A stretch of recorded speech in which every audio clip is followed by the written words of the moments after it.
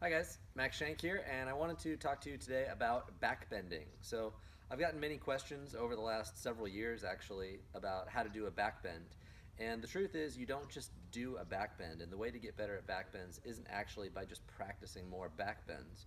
What you want to have is several prerequisites before you even start getting into back bends. So, number one thing you're going to need is hip extension, followed by thoracic extension, and then followed by shoulder flexion. Now, if you are lacking in any of these key areas, you are likely going to experience some wrist issues or low back issues. So once again, some of the things that you want to avoid when you jump into these back bends are hyperextending at the low back and aggravating the wrists. The low back is usually going to be an issue of your thoracics being too tight or your hip extension not being good enough.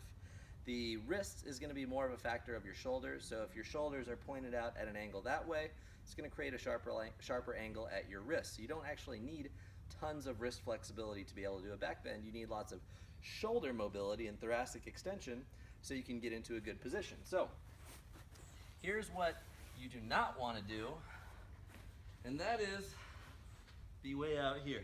Because as you press up and straighten out your arms are further and further away from your body. Now I've got way too much extension in my wrists. The other thing you want to avoid is hyperextending at the low back. That's going to be a question of not extending the hips enough, so you're going to be getting no hip extension but tons of lumbar extension, so it looks like I'm folding in half right at my low back, and that's not good either. You really want to tuck the tail, squeeze the glutes, and drive those hips forward, and then walk those hands in to the point where your arms are as close to vertical as you can get.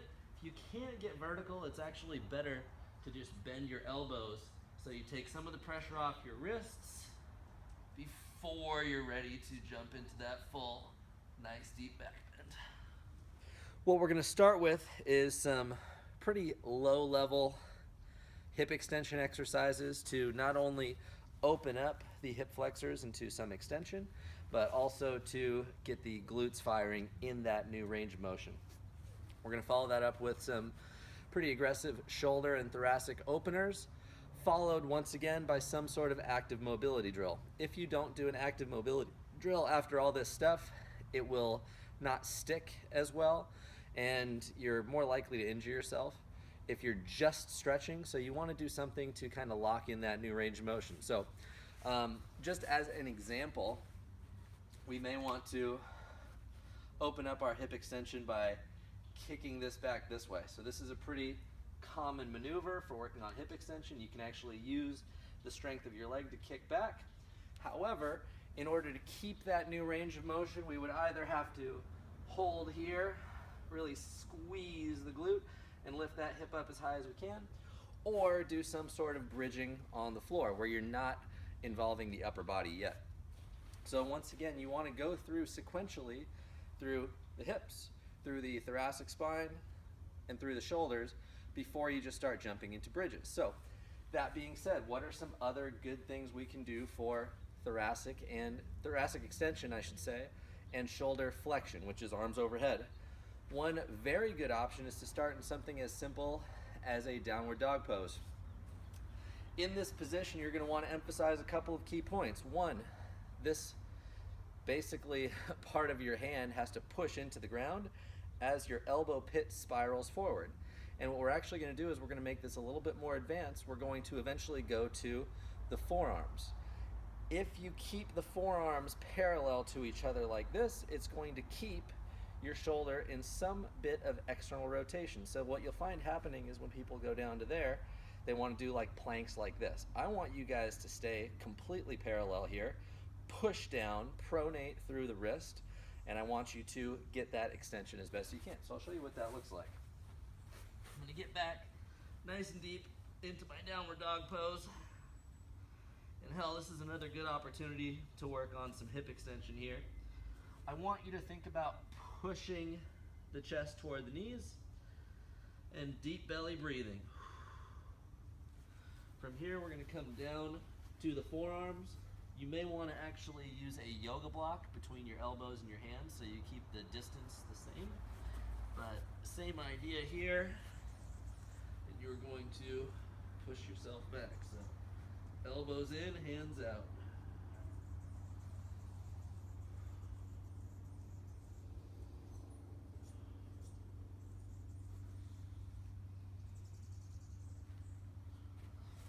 So, a couple of deep belly breaths there, and then we can jump straight into some arm raises to the front, trying to keep as much external rotation as possible. You can even use a stick or a dowel. Keep yourself honest. I like to use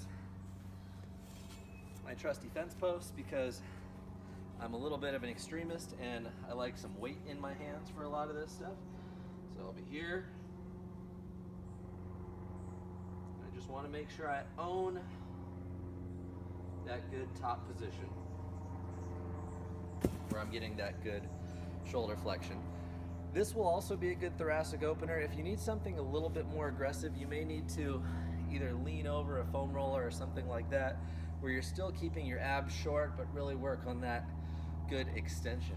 I also have another variation I like to use on the rings.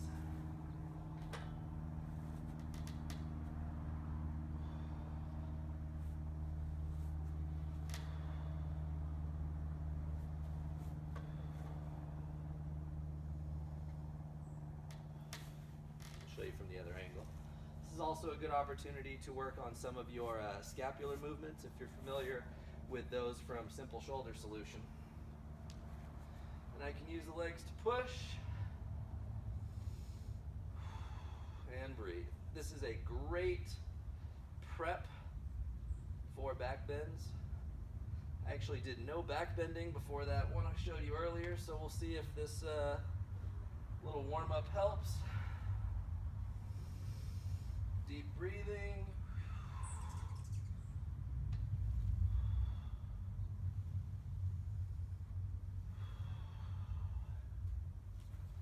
And then one of my favorite little 1-2 punches for the back bend is to go into this position here, kicking myself out and away, opening up the hips into extension, working on some spinal extension as well.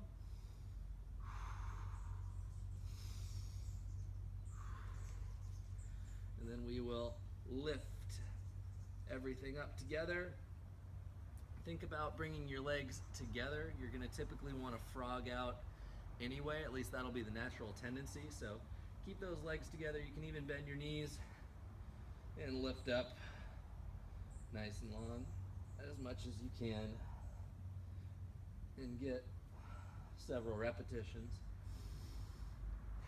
Trying to get as much active, basically full body extension as you can. It's going to be very important to maintain that ability so you're not just jamming your joints together every time you throw yourself into a back bend. And part of the reason I wanted to put this together is it is a very common problem that if you just have someone who jumps into a back bend before they've done any of the prep work, you can really hurt yourself because it's an extreme end range of motion position. So that being said, let's go right back into our back bend.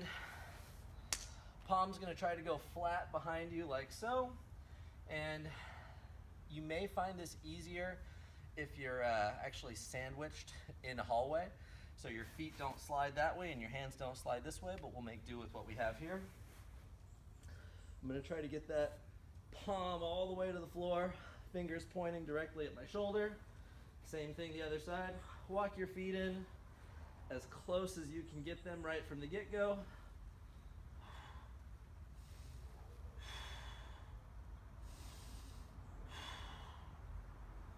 Shake loose the tension from your neck.